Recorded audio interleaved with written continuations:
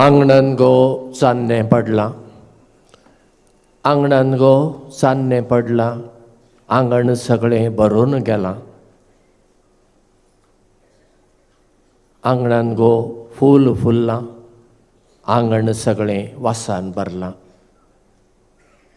बऱ्या जेजूचे बासिलिकेच्या आंगणांत चान्नें आमकां दिश्टी पडना, कित्याक माटोव आसा आनी फांतेपार जाल्लें आसा, सकाळ जाल्ली आसा. आमकां ह्या आंगणांत मोगऱ्यांचो, आबोल्यांचो, जायो जुयांचो परमळ येना, पूण ह्या माटवांत फाटल्या 9 दिसांनी बरवशाचो सुवास पसरलो आनी आमच्या काळजांनी तो रिगलो.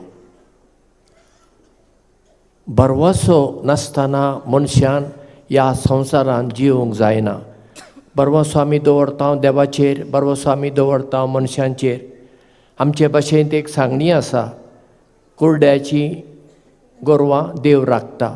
कुरड्याक दिश्टी पडना, ताची गोरवां चोरूंक तो घेवन गेल्लो आसा दोंगरार. कोण राखतलो ताची गोरवां? तो देवाक उलो मारता आनी देवूच ताची गोरवां राखता. बरवसो आमच्या जिवितांत चड गरजेचो. आयची 3 वाचपां तुमी आयकलीं. पयल्या वाचपांत देव जेरेमियास प्रवाद्याक म्हणटा, तूं जल्मोच्या आदीं हांवें तुका विंचून काडलो आनी प्रवादी म्हूण नेमलो.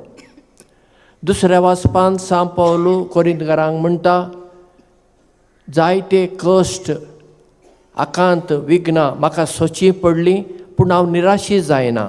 हांव बरवशान जियेतां, कित्याक बापान जेजूक पुनर्जिवन केलां आनी तोच आमकां पुनर्जिवन करतलो.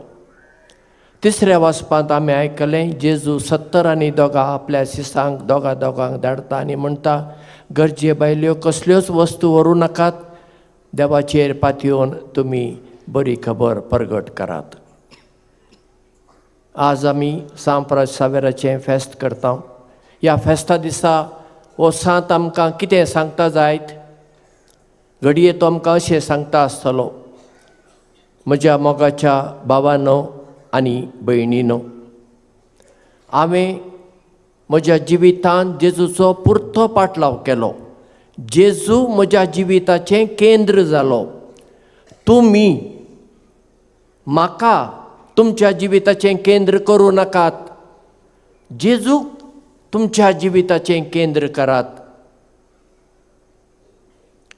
म्हज्या गुरुजीन सांत इनासान म्हाका 3 प्रस्न विचारले. तेच प्रस्न आज हांव तुमकां विचारतां. जेजू खातीर तुमी कितें केलां? हो म्हजो पयलो प्रस्न. दुसरो प्रस्न, जेजू खातीर आतां तुमी कितें करतात? आनी म्हजो तिसरो प्रस्न, जेजू खातीर हे फुडें तुमी कितें करतल्यात? आनी तुमी म्हाका जाप दितल्यात, गोंयचे सायबा, आमी तुज्या नोवेनाक आयल्या, मागण्यांत वांटो घेतलो, वाती दिल्यो, फुलां दिलीं आनी तुजे रेलिकेचें दर्शन घेतलें. हांव म्हणटां तें कांय पावना. जेजूची शिकवण तुमच्या जिवितांत आपणाया. हांवें तेंच केल्लें. हांवें जेजूच्या मोगान म्हजो बास्क सुपरलो, सोबीत देश हांवें सोडलो. हांव तुमच्या आशयांत आयलो. गोंयांत गेलो, केरळा गेलो, तमिळनाड गेलो, इंडोनेशिया गेलो, जपान गेलो आनी म्हाका चीना वचूंक जाय आसलें, पूण देवान म्हाका ताचे सांगाता रावूंक आपोवन व्हेलो. आतां हे हांवें सुरू केल्लें मिसांव, जेजूचें मिसांव तें म्हजें न्हय. आतां फुडें वचूंक नाका.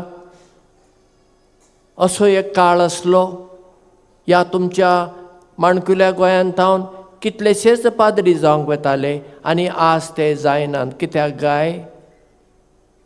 केन्ना तुमी चिंतलां कित्याक जायनात गाय? कित्याक घडये आज तुमची कुटुंबां भाग्यवंतनांत संवसारी चिंतपान बुडल्यांत आसतलीं. आनी असल्या चिंतपांत आसतना तुमकां बरे पाद्री कशे मेळटले. तुमी गुणगुणतात आमच्या इगर्जांनी, आमच्या इस्कॉलांनी, कॉलेजींनी बरे हुशार पाद्री नात. बरे पाद्री खंय तावन येतले? मळबारतान पावस पडल्या बरी, दो पडल्या बरी ते पडतले, वा अळंब्या भशेन पावसान किरलून येतले? नात न्ही. ते बऱ्या घराण्यांतल्यान येतले. तुमच्या घरांत तुमी मागतात, तुमच्या पुतांनी, तुमच्या नातरांनी पाद्री जावंक जाय म्हूण तुमी मागतात. तुमी आशेतात कोणाचो तरी पूत पाद्री जावंक जाय आनी तो बऱ्यांतलो बरो जावंक जाय. हें अशें कशें? तुमकां जबाबदारी ना? मागात तुमी, दर दिसा मागात. तुमच्या घराण्यांतल्यान, तुमच्या सोयरेदाऱ्या मदल्यान एकट्यान तरी पाद्री जावंक. हांव शावेर जेजवीत पाद्री. हांव गोंयांत येवपी पयलो जेजवीत आनी म्हज्या फाटल्यान मागीर कितलेशेच जेजवीत आयले. आज आमकां जेजवितांची गरज आसा. कित्याक जेजवीत संस्था आमी 10 जाणांनी इनासा बरोबर स्थापन केल्ली आनी ही संस्था इगर्ज मातेचो उजवो हात म्हणल्यार जाता. इतलो वावर ह्या संस्थेन केल्लो आसा विविध मळांनी. पूण आज हो वावर फुडें व्हरूंक जेजवीत खंय आसात? म्हणून हांव तुमचे लागीं मागतां, चड नाका, वर्साक 10 उर्बेस्त देवाच्या मोगान आनी मनशाच्या मोगान भरलेले तरणाटे फुडें येवं दीत म्हूण तुमी मागा. कित्याक म्हणटा हांव 10? इतल्याकूच ही संस्था आमी 10 जाणांनी सुरवात केल्ली. 10 मंदाबेंत आसात, उपदेश आसात, हाताची 10 बोटां आसात. जेजू आपल्या वापारांनी 10 आंकवारीची खबर करता, 10 कोडकारांक ताणें बरें केल्लें आनी 10 नाण्यांची वापर तो सांगता. देखून हांव म्हणटा चड नाका, 10 तरी तुमी जेजवीत तरणाट्यांक आमकां दियात, आमचे संस्थेक. ना तर जाल्यार हें सगळें आतां चलता हो वावर कसो फुडें वेतलो? देखून फकत म्हजी नोवेनां, म्हजी फेस्तां करून बसूं नाकात. जेजूची शिकवण आपणायात, ती जियेयात आनी तरणाट्यांक जेजूच्या मोगान वाडयात. अशें सांप्र सावेर आमकां सांगचो ना? जरूर सांगतलो. पूण आमचें लक्ष आनी खंय तरी गेलां. आमी दुसऱ्याच गजालीचेर आमचें लक्ष दवरून बसल्या.